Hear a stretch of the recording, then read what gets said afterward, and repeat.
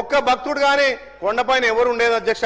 మన ప్రభుత్వం వచ్చిన తర్వాత భక్తులకు డార్మెంట్ హాల్ ఓపెన్ చేసినాం. సుమారు కొండను నమ్ముకొని 30 సంవత్సరాలుగా 360 మంది ఆటో కార్మికులు వచ్చిపోయే భక్తులకు సురక్షితంగా పైకి తీసుకుపోయి దర్శనం చేసే అవకాశం ఇలా మా శ్రీధర్ బాబు అన్న గారు గతంలో ప్రతిపక్షం ఉన్నప్పుడే కొట్లాడి ఇలా ఆటోలను కూడా మనం పునరుద్ధరించాం అధ్యక్ష. ఇలా టెంకాయ కొట్టే సంస్కృతి తెచ్చినాం, పైన షాపులను పునరుద్ధరించినాం. ఇంకా కూడా ఈ బోర్డు ఏర్పాటు చేయడం వల్ల ఇలా దాతల సహకారంతో ఇంకా యారుటను ప్రపంచవ్యాప్తంగా వెలుగొందే విధంగా చేయడానికి ఒక మంచి ఆస్కారం. కాబట్టి నిజంగా మా గౌరవ ముఖ్యమంత్రి నిర్ణయం కానీ మా సురేఖక్క నిర్ణయం చాలా సాహసోపేత నిర్ణయం.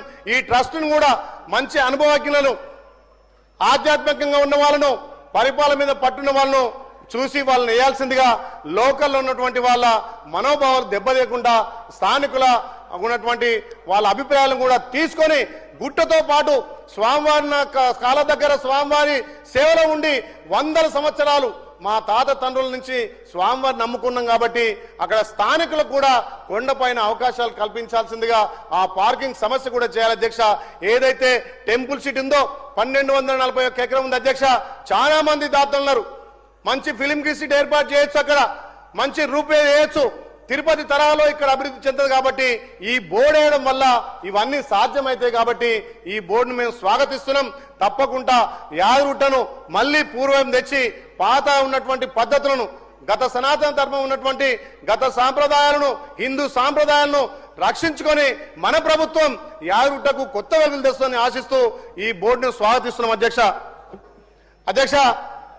భారతదేశంలోనే ఎక్కడ లేని విధంగా బంగారు గోపురం బంగారు తాపడంతో పాటు బంగారు గోపురం కూడా గౌరవ ముఖ్యమంత్రి వర్యులు రేవంత్ రెడ్డి గారి నాయకత్వాన, కొండ సురేఖ గారి నాయకత్వాన ఇలా మీరందరి మీ చేతుల మీదుగా ప్రారంభం చేసుకున్నాం.